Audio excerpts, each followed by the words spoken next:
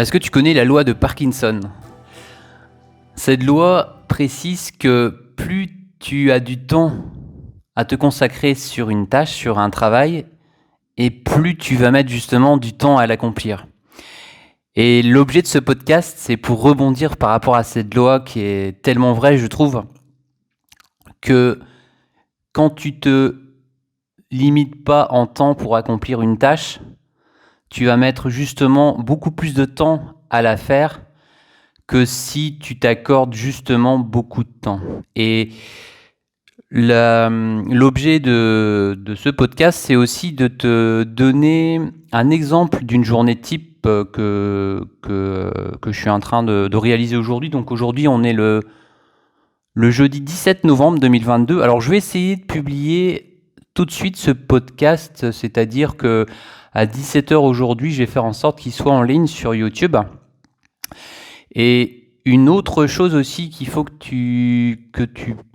pour info en fait que tu saches, c'est que je vais essayer aussi d'être un peu plus rigoureux dans les podcasts, notamment dans la publication sur les autres plateformes. Alors pour l'instant, j'avais au tout début, j'avais pour ambition de mettre sur Spotify et sur Encore tous les podcasts, et au final, je me rends compte que je le fais pas.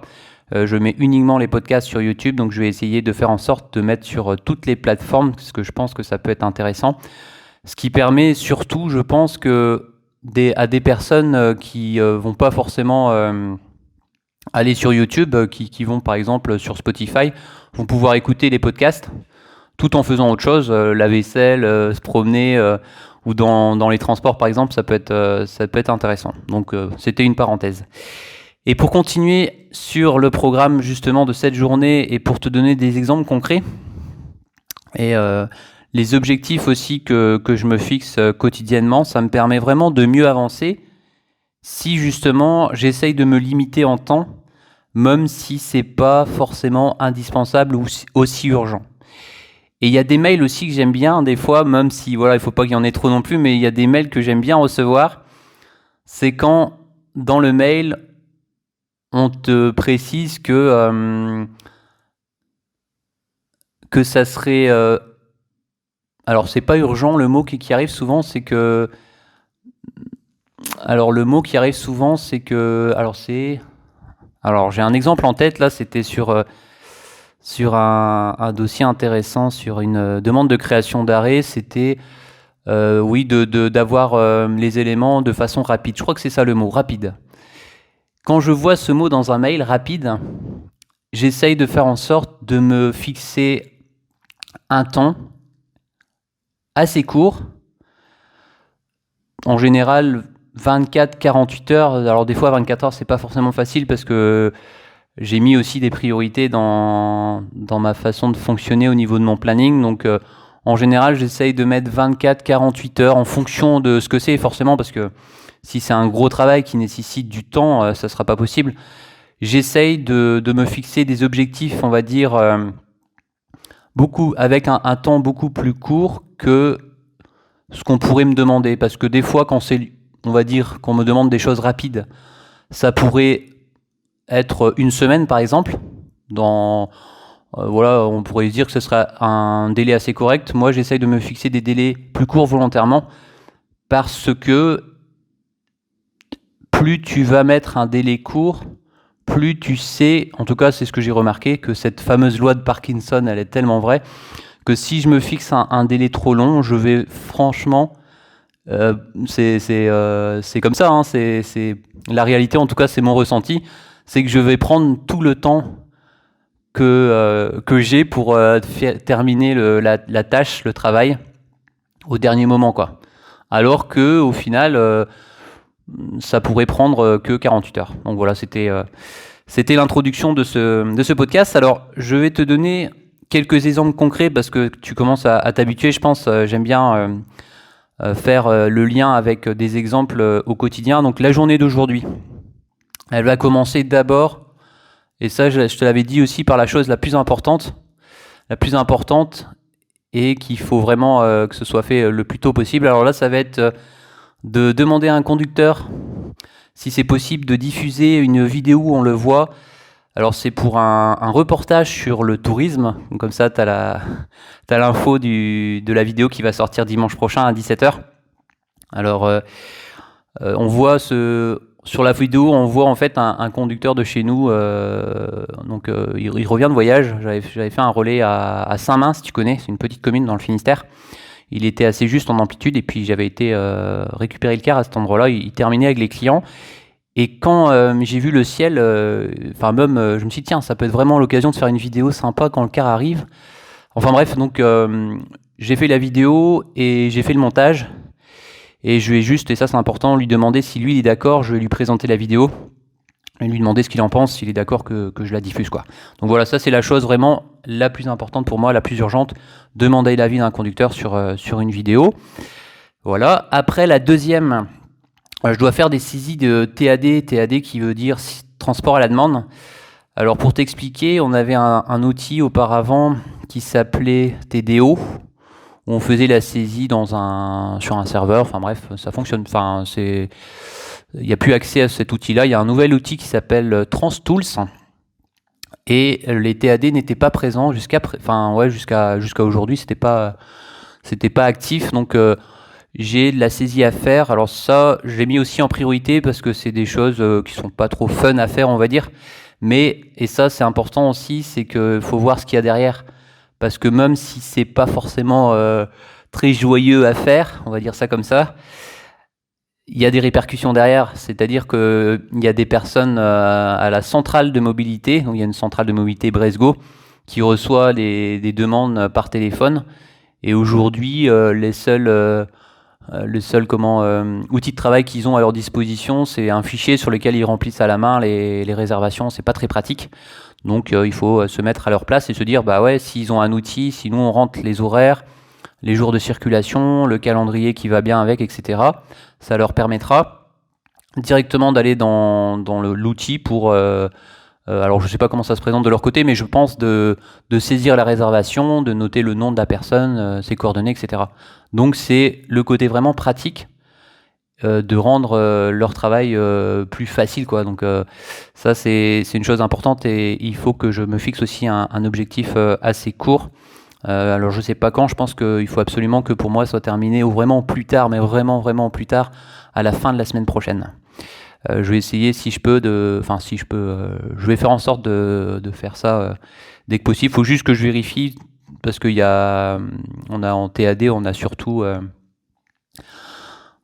4 lignes. On a la 26 le samedi où on a des horaires en TAD. On a aussi la 221 TAD, ça c'est le TAD de Lesneven, Kernélis, Locbrevaler jusqu'à Pouillin. Et on a la 261 TAD, donc ça c'est le très grand Saint-Main, Lesneven. Et on a enfin des TAD, c'est un peu particulier, sur la ligne 20, pour ceux qui partent de l'arrêt Gouinou, place des Fusiers. Seulement cet arrêt pour aller après en direction de Lannilis, Plougarneau et c'est pas et c'est Landéda. Parce que tu peux pas aller à la fois à Plougarneau et à Landéda, sauf le dimanche, où c'est un peu spécial. Bref, c'est pas le sujet de ce podcast. Alors, donc, ça, c'est à faire en priorité. Et ensuite, j'ai noté aussi les girouettes. On va encore parler de girouettes parce que y a une entreprise qui m'a contacté. Alors là, c'est pour le réseau Bibus. Il y a apparemment un code scolaire qui ne fonctionne pas sur une girouette Mobitech. Et il va falloir que je vérifie ça et que je mette à jour, que j'exporte le fichier. Et je vais rebondir là-dessus parce que je pense que ça fera aussi l'objet d'une vidéo, de savoir comment on utilise le logiciel pour les girouettes Mobitech. Après, il faut que... Alors ça, c'est pas forcément une priorité, alors ce que j'aime bien faire, c'est d'aller voir aussi l'évolution des chantiers. Là, on a un chantier important sur la RD13. La RD13, c'est la route départementale, un axe très fréquenté, donc alors je sais pas de où elle démarre, c'est RD13, mais ça doit être Guissény, je pense, qui fait Plougarneau, Lannilis, Bourblanc-Gouinou. Et il y a des travaux à Bourblanc, ils sont en train de réaliser un giratoire je sais pas si tu connais peut-être à Brignocoz. Et là, ils ont fait, j'ai vu des enrobés sur la première partie du giratoire et ça peut faire... je pense que ça peut être intéressant de faire des photos ou des vidéos pour des des contenus futurs. Donc il faut que j'aille voir ça. Et puis il y a une autre chose, c'est pour ça que je me déplace, c'est que la route va être barrée du 5 au 16 décembre. J'ai vu les panneaux en place, on n'a pas reçu encore l'arrêté de circulation et j'aime bien un peu voir ce qu'il en est. Donc je vais soit aller demander, discuter un peu avec les gars du chantier pour demander de faire des vidéos déjà, puis de redemander ce qu'il en est. Puis après, je pense que je vais essayer de voir aussi pour faire des photos, ça c'est sûr, et aussi pour demander l'arrêté de circulation pour savoir par où on va nous faire passer, pour voir un peu, anticiper, pour voir, parce que là ça a beaucoup d'impact, hein. On est ici sur la ligne 20 du réseau Bresgau en Finistère, on est à 13 allers-retours par jour, et il y a aussi quelques circuits scolaires, notamment je pense à la 2031, à la 2032 qui passe juste sur cette portion de RD13, en plein dans la zone de travaux, quoi. Donc là, il faut que je m'intéresse à ça aussi aujourd'hui. Après, comme ça arrive de temps en temps, je pars sur la route, je fais un circuit scolaire, donc la 2653, l'Aisne-20 à Saint-Main. Et avant, il faut que j'aille faire le point parce qu'on a des problèmes de capacité sur 2 lignes, la 2107 et la 2108. Alors, ce qui se passe, c'est que on a rééquilibré un certain nombre de lignes, dont ces deux-là, qui sont vraiment sensibles.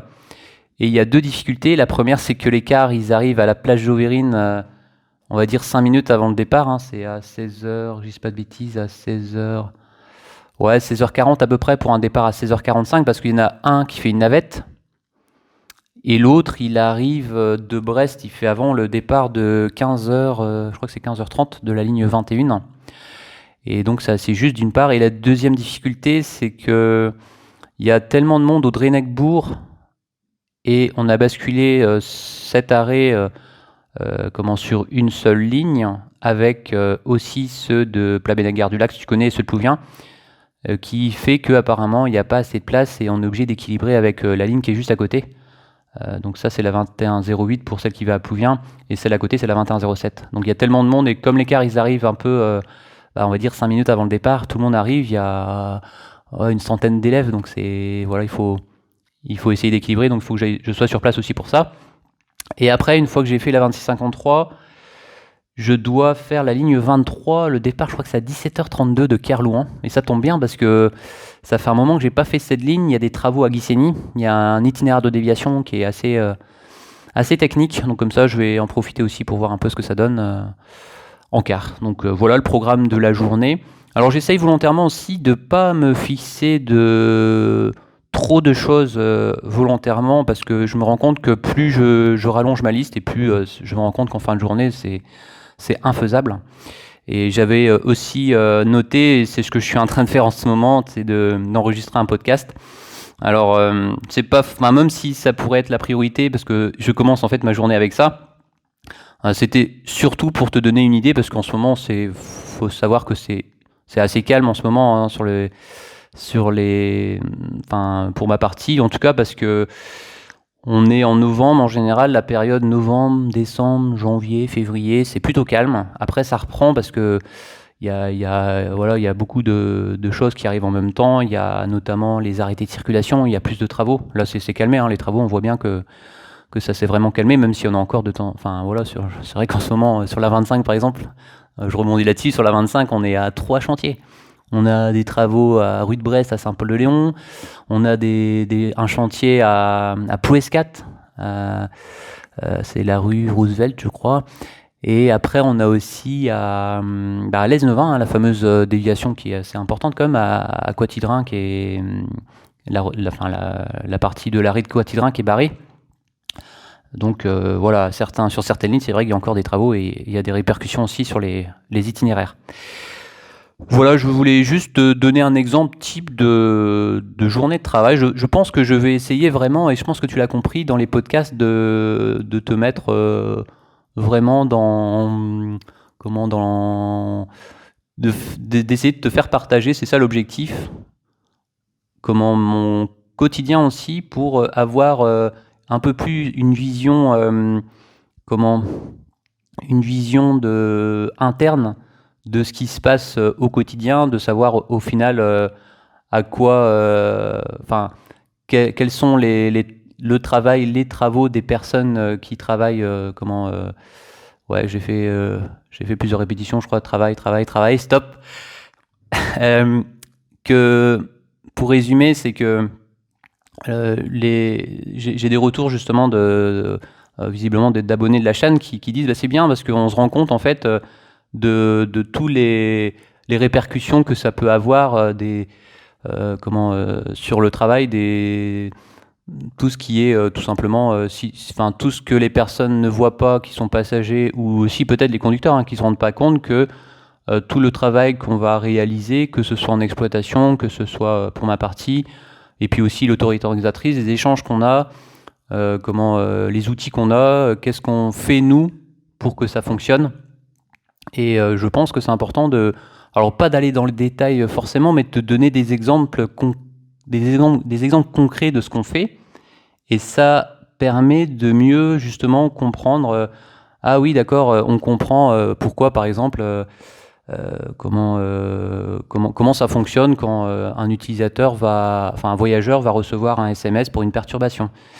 Pour quelles raisons l'information elle arrive tardivement.